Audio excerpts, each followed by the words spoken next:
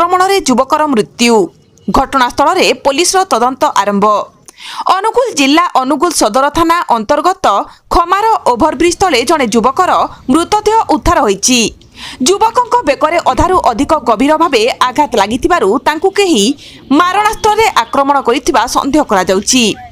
ମିଳିଥିବା ଖବର ଅନୁସାରେ ଅନୁଗୁଳ ସଦର ଥାନା ଅନ୍ତର୍ଗତ ଖମାର ଗ୍ରାମ ନିକଟ ଦେଇ ଯାଇଥିବା 55 ନମ୍ବର ଜାତୀୟ ରାଜପଥ ଓଭରବ୍ରିଜ ତଳେ ଜଣେ ଯୁବକର ରକ୍ତାକ୍ତ ଅବସ୍ଥାରେ ଆଜି ଦିନ 2:30 ବେଳେ ମୃତଦେହ ପଡ଼ିଥିବା ସ୍ଥାନୀୟ ଲୋକମାନେ ଦେଖିଥିଲେ। ମୃତ ବ୍ୟକ୍ତିଙ୍କ ଘର ଛେଳିଆପଡ଼ା ଅଞ୍ଚଳର ସନ୍ତୋଷ କୁମାର ଭଞ୍ଜଙ୍କ 27 ବର୍ଷୀୟ ପୁଅ ଭବାନୀ କୁମାର ଭଞ୍ଜ ବୋଲି ଜଣାପଡ଼ିଛି।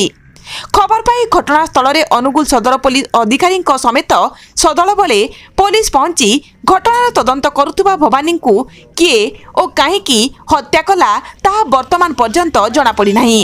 ଘଟଣାର ଅଧିକ ତଦନ୍ତ ପାଇଁ ସାଇଣ୍ଟିଫିକ୍ ଟିମ୍ ଆସି ତଦନ୍ତ ପରେ ସତ୍ୟାସତ୍ୟ ଜଣାପଡ଼ିବ ବୋଲି ଥାନା ଅଧିକାରୀ କହିଛନ୍ତି।